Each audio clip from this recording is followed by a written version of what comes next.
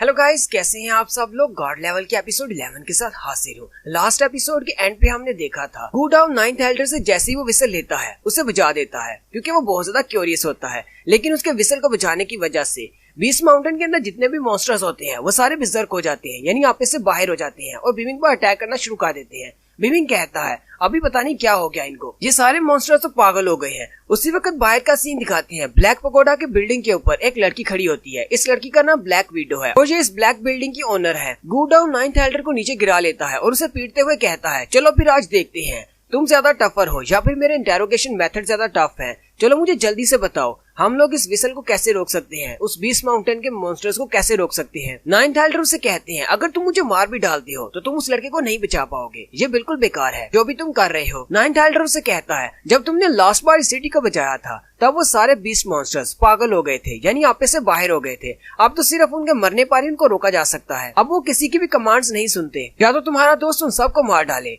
या फिर वो खुद मर जाए, यही एक रास्ता है। फिर बिमिंग का सीन दिखाते हैं। वो सारे मॉन्स्टर वाकई में कोई इस तरफ से अटैक करता है तो कोई उस तरफ से अटैक कर रहा होता है, जबकि वो स्टिंगर बीज अभी तक उसके पास स्टिंगर से अटैक कर रही होती है, क्योंकि वो हवा में है इसलिए बिमिंग उनका कुछ भी नहीं कर सकता। बिमिंग अपनी बो एरो को रेडी करता है और कहता है अच्छा तो तुम्हारे पास स्टिंगर है तो मेरे पास भी एरोज हैं, और वो उनके ऊपर एरोज चलाता है और उन सबको मार देता है। उन बीज के मरने के साथ ही फिर से सेंटीपीड मॉन्स्टर निकल आता है। बिमिंग उस सेंटीपीड मॉन्स्टर को भी मार देता है। बिमिंग सारे मॉन्स्टर्स को मारने की वजह से काफी ज्यादा थक चुका है और वहीं पर बैठ जाता है और कहता है अब मैं क्या करूं, यहाँ पर तो मॉन्स्टर खत्म होने का नाम ही नहीं ले रहे, अभी तो मुझे ब्लैक पगोडा बिल्डिंग को भी जाकर तबाह करना है। बिमिंग जल्दी से अपनी बैटल स्पिरिट यानी स्नोबॉल को वहाँ पर बुला लेता है, क्योंकि वहाँ से और भी ज्यादा मॉन्स्टर्स आ रहे होते हैं। उसी वक्त उस माउंटेन की छत को तोड़ते हुए स्नोबॉल नीचे उतर आती है, उन सारे मॉन्स्टर्स के ऊपर पत्थर गिरा देती है और उनको मार देती है। सामने पत्थरों के नीचे मॉन्स्टर्स दब जाते हैं। बिमिंग देख रहा होता है कि आखिर इनके ऊपर पत्थर कहाँ से गिरे, मेरी स्नोबॉल कहाँ पर है। थोड़ी देर के बाद उन पत्थरों के बीच से स्नोबॉल चिरप चिरप करती हुई बाहर निकल आती है और सीधी आकर बिमिंग के कंधे पर बैठ जाती है। बिमिंग कहता है चलो शुक्र है तुम टाइम पर पहुंच आई, अगर तुम यहाँ पर टाइम से नहीं आती तो इन सारे मॉन्स्टर्स ने तो मुझे खा लेना था। दोबारा से वो पत्थर हिल रहे होते हैं, वो दोनों उस तरफ देखते हैं। स्नोबॉल भी काफी गुस्से के साथ उस तरफ देख रही होती है। उन पत्थरों के नीचे से एक बड़ा सा पाइथन निकलता है। बिमिंग स्नोबॉल से कहता है चलो फिर एक साथ इस पर अटैक करते हैं, बाद में तुम इसको खा सकती हो। स्नोबॉल काफी ज्यादा खुश हो जाती है। जबकि दूसरी तरफ गू डाउ अभी भी 9th एल्डर को पीट रहा होता है। 9th एल्डर उसे कहता है जल्दी से मुझे मार डालो,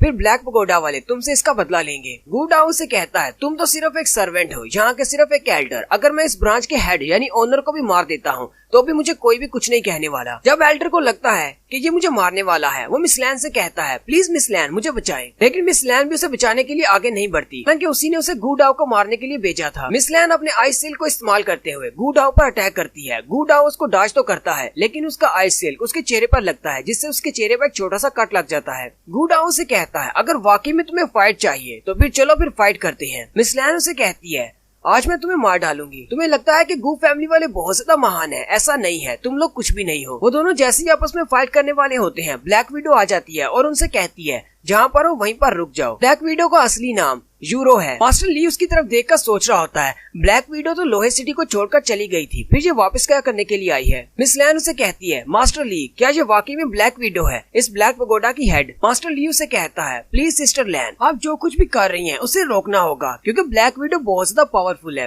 यहाँ तक कि तीनों बड़े शहरों के लोग भी इससे डरते हैं और कोई भी इससे पंगा नहीं लेता। मिस लैन उसकी बात सुनकर रुक जाती है, जबकि 9th एल्डर भी उसे देखकर काफी ज्यादा खुश हो जाती है। ब्लैक विडो 9th एल्डर से पूछती है यहाँ पर क्या चल रहा है, मुझे जल्दी से सारी बात का बताओ। 9th एल्डर जल्दी से अपनी रिपोर्ट पेश करते हैं और कहते हैं ये दोनों लड़के हमारी बिल्डिंग में आए और आकर मसला क्रिएट कर रहे हैं। इन्होंने कहा कि हमारी बिल्डिंग को तोड़ देंगे, इसी वजह से हमें बीस्ट माउंटेन को भी यहाँ पर बुलाना पड़ा ताकि इनसे निपटा जा सके। ब्लैक विडो की बात सुनकर बहुत ज्यादा गुस्सा हो जाती है और कहती है इन लोगों की हिम्मत कैसे हुई हमारे ब्लैक पगोडा को तबाह करने की। ब्लैक विडो गू डाउ से कहती है तुम्हें क्या लगता है कि हम लोग कुछ ऐसे लोग हैं जिन्हें तुम लोग आसानी से दबा सकते हो। साथ ही वो अपनी पावर को रिलीज करती है। मिस लैन और मास्टर ली उसकी पावर्स को देखकर हैरान हो जाती है और कहती हैं इसकी पावर तो बहुत ज्यादा स्ट्रॉन्गर है। जबकि गू डाउ हंसना शुरू कर देता है। ब्लैक विडो उसकी तरफ देखती है और कहती है तुम कौन हो और हंस क्यों रहे हो। गू डाउ से कहता है मेरा नाम गू डाउ है। ब्लैक विडो से कहती है तुम्हारा नाम गू डाउ है, इसका मतलब तुम गू फैमिली के यंग मास्टर हो। गू डाउ से कहता है हाँ मैं ही हूँ। साथ ही वो उसकी तारीफ करते हुए कहता है मैंने सुना था कि ब्लैक विडो बहुत ज्यादा खूबसूरत है, यहाँ तक कि कोई ऐसे मॉन्क्स जो कि हजारों साल की कल्टीवेशन के बाद निकले हों वो भी तुम्हारी ब्यूटी को देखकर रेजिस्ट नहीं कर सकते, तुम तो वाकई में बहुत ज्यादा खूबसूरत खूबसूरत हो। ब्लैक विडो गू डाओ से कहती है तुम अपनी बड़ी सी गू फैमिली को छोड़कर यहाँ पर छोटे से लोहे सिटी में ब्लैक पगोडा बिल्डिंग को तोड़ने के लिए क्यों आए हो? क्या तुम्हें लगता है कि मैं बहुत ज्यादा वीक हूँ और तुम मेरी बिल्डिंग को तोड़ सकते हो? जहाँ फिर तुम्हारी गू फैमिली वाले ऐसा सोचते हैं ब्लैक विडो के ब्लैक पगोडा को आसानी से तोड़ा जा सकता है। ब्लैक विडो उनके लिए कोई भी खतरा नहीं है। गू डाओ से कहता है अपनी बातों को मेरे मुंह से कहलवाने की कोशिश मत करो। साथ ही गू डाओ कहता है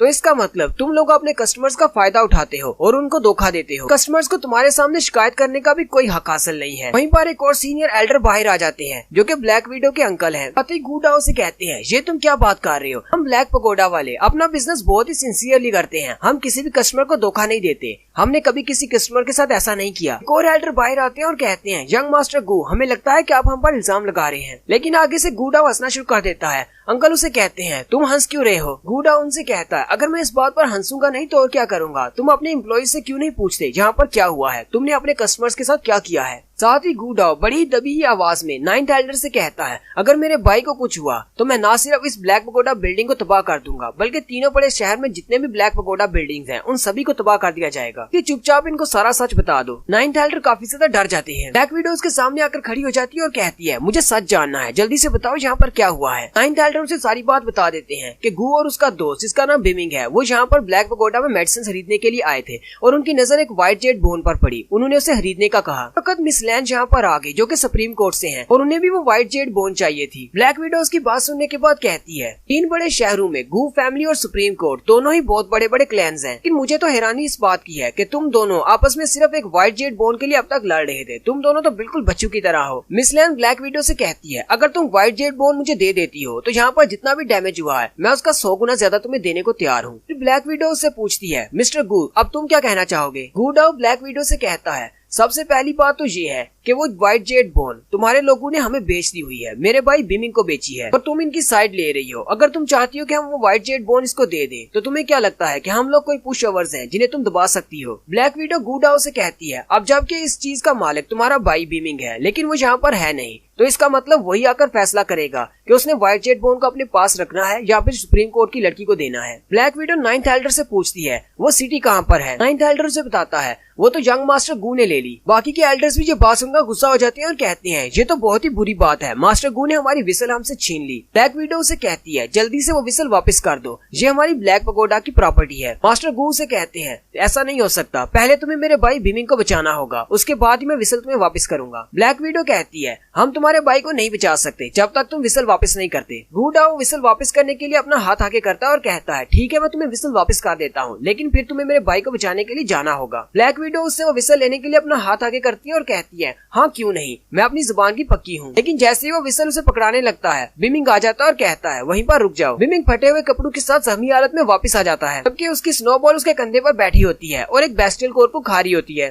ब्लैक पगोडा के अंदर जो जितने भी लोग होते हैं वो सारे बिमिंग को वहाँ पर देखकर बहुत ज्यादा चौंक जाते हैं। गू डाओ भागता हुआ उसके पास आता है और कहता है तुम तो बहुत ज्यादा अमेजिंग हो, बीस्ट माउंटेन के अंदर जाने के बाद भी तुम वापस जिंदा कैसे आ गए? बिमिंग हंसते हुए उससे कहता है तुम्हें क्या लगता है कि ये लोग मुझे सिर्फ जनरल लेवल के मॉन्स्टर्स के साथ रोक सकते हैं? वो तो बहुत ज्यादा वीक मॉन्स्टर्स थे। गू डाओ सिटी को हाथ में पकड़ते हुए कहता है तो इसका मतलब ये हमें वापस देने की जरूरत नहीं। बिमिंग हंसते हुए फिर से उसे कहता है हाँ हमें इसे देने की जरूरत नहीं। क्या तुम्हें पता है कि बीस्ट माउंटेन कोई हाई ग्रेड का ट्रेजर नहीं है लेकिन फिर भी ये एक ट्रेजर है क्योंकि इसके अंदर जितने भी बीस्ट होते हैं हम उन सबको ट्रेन कर सकते हैं और अपने लिए यूज कर सकते हैं, वो भी इस विसल की मदद से। ब्लैक विडोज की बात सुनकर गुस्सा हो जाती है और कहती है ये विसल हमें सेंट्रल पगोडा ने दी है, बड़ी ही मेहनत के साथ उन सारे बीस्ट को ट्रेन किया है, तुम्हें ये विसल यहाँ से ले जाने नहीं दे सकते। ब्लैक विडो बिमिंग से कहती है ये विसल जल्दी से हमें वापस कर दो और हम तो तुम्हें यहाँ से जाने देंगे, तुमने यहाँ पर जितना भी नुकसान किया है वो सब कुछ भी माफ हो जाएगा। जबकि मिस लैन भी उसे कहती है बिमिंग अगर तुम ये व्हाइट जेट बोन हमें दे देते हो तो सुप्रीम कोर्ट वाले तुम्हारा हमेशा एहसान मानेंगे। गू डाओ बिमिंग से कहता है अब हम लोग क्या करेंगे, सिचुएशन तो बहुत ही बुरी है। बिमिंग हंसते हुए कहता है मुझे किसी सुप्रीम कोर्ट का एहसान नहीं चाहिए। साथ ही वो ब्लैक विडो को उसके रियल नेम से पुकारता है। वो उसे कहता है जियांग जूरो, तुम इस ब्लैक पगोडा की ओनर हो। वो सारे एल्डर्स मास्टर